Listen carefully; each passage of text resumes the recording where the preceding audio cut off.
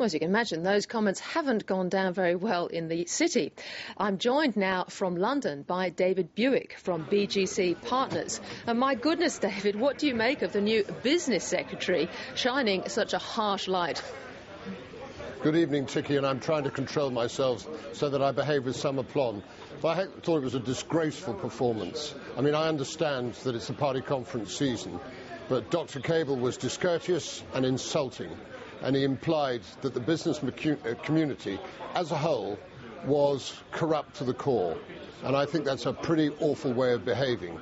I think we're comforted by the fact in the city that our regulation will probably be handled to and large by George Osborne and Dr. King from the Bank of England, Andy Haldane, Paul Tucker and Lord Adair Turner, so perhaps we won't be involved in this rhetoric.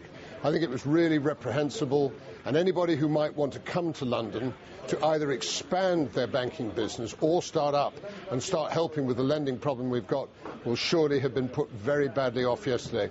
Very, very surprising and not becoming of a Minister of the Crown, I'm afraid. There were certainly some cries of Marxism from certain quarters of the square mile, but The Economist, that great free markets magazine, seemed to have some sympathy with his views in terms of the sort of changes that need to be made.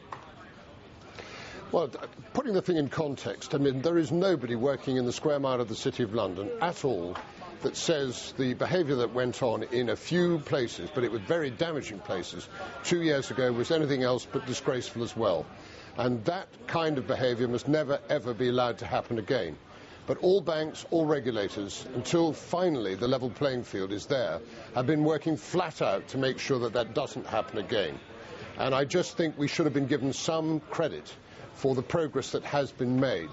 It's much more sensible to have a sensible conversation with a lot of top bankers behind locked doors, express yourself the way you feel that things are, and try and sort the thing out. I mean, what happened 2 years ago was awful, but it's not only the bank's fault, it was the consumers' fault and the government's fault. They were not in control of the situation. Well, the consumers and the masses across Europe, of course, are facing their own austerity programmes now. What are the repercussions there?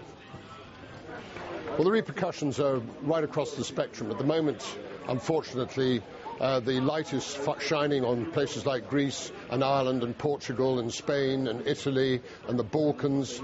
And it's going to be, of course, as we're now seeing, a little bit of industrial unrest in France today and also Germany. The implementation of these austerity programs have to take place.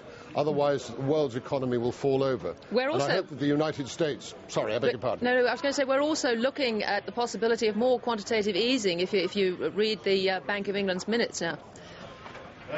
I think it's almost certainty, because what we're seeing is the Purchasers Managing Index, both for the service sector and the manufacturing, has eased and fallen down. Now, the great thing is to make sure that it doesn't actually fall over. So we're all pretty certain that come the autumn, maybe about November, Dr. King and his MPC committee will implement the use of at least another £25 billion worth of facilities for quantitative easing, following probably much the same line which will happen in the United States for similar reasons.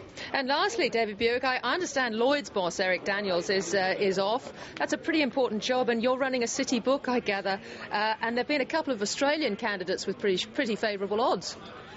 And deservedly so, because I think really in the case of Gail Kelly at Westpac and also for Cameron Klein at NAB, and let's face it, NAB has got a big presence in the United Kingdom, they have stayed out of trouble, together with the Canadian banks, which is more than you can say for pretty much any banking sector across the spectrum, and very well done to them. They should be listened to, and therefore we are quoting quite favourable odds of 11-2 and 6-1 respectively. At the moment we've got Anthony Jenkins of Barclays as a joint 3-1 favourite with Douglas Flint of HSBC, but of course he may well become the next chairman of HSBC. All right, David Buik, but I understand the Australians have declined, but it's an awfully good, reported to have declined, it's an awfully good job.